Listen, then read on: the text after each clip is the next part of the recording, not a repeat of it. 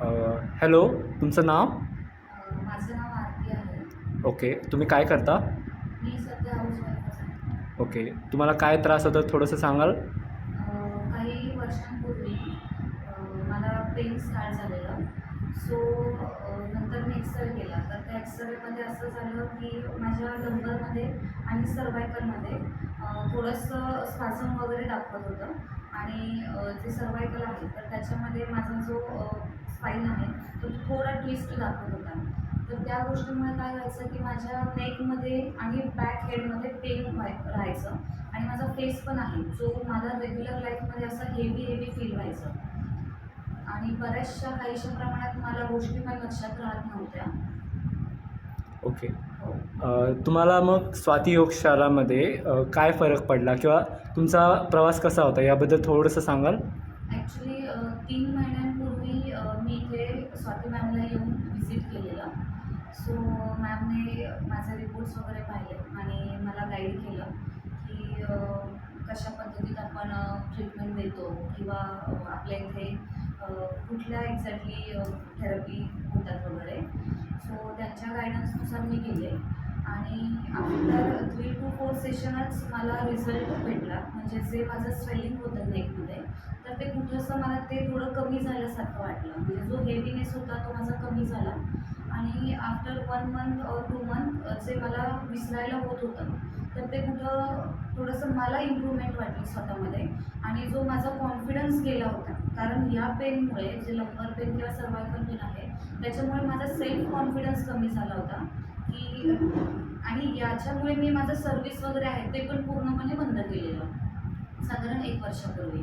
तर तो कॉन्फिडन्स कुठेसा मला परत आलेला आहे आणि अजूनही मला पेन आहे, नाही असं नाही आहे. पण मी म्हणेल की 70% मला रिलीफ फील होतं आहे आणि या थेरपीमुळे किंवा जे मला ज्ञानदा मॅडम म्हणून आहेत थेरपिस्ट तर त्यांच्या गायडन्सने किंवा स्वाती मॅमने पण जे काही मला ट्रीटमेंट दिली तर त्यांच्या गायडन्सने कुठेतरी माझा कॉन्फिडन्स बिल्डअप झाला की मी परत करू शकते किंवा बऱ्याचशा प्रमाणात मला गोष्टी पण लक्षात राहायला लागलेल्या आहेत. ओके.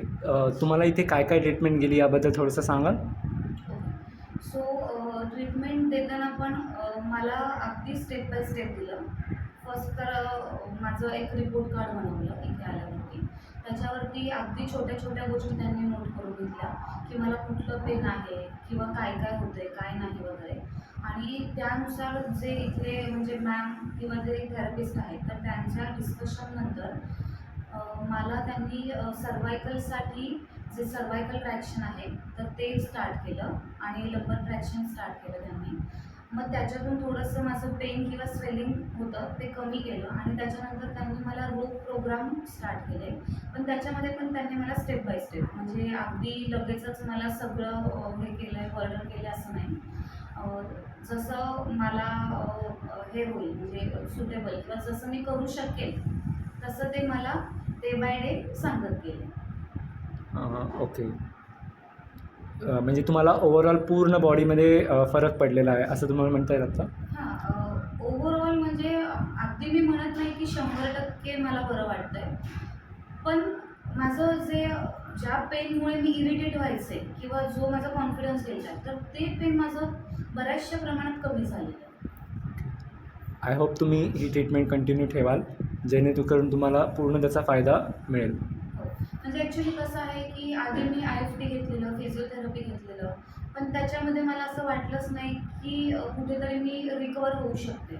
पण याच्यामध्ये जर का मला 15 डेजमध्ये रिझल्ट भेटला, तर मलाही कुठेतरी कॉन्फिडन्स आला की नाही, ही जी थेरपी आहे ती बेस्ट आहे. म्हणजे थोडा मला टाईम लागणार, थोडा म्हणजे माझा जो त्रास आहे तो पण बऱ्याच कालावधीपासून आहे. सो मी म्हणत नाही की माझा हे 1-2 महिन्यामध्ये कव्हर होईल किंवा मी अशी अपेक्षाही करत नाही की 6 महिन्यात कव्हर होईल.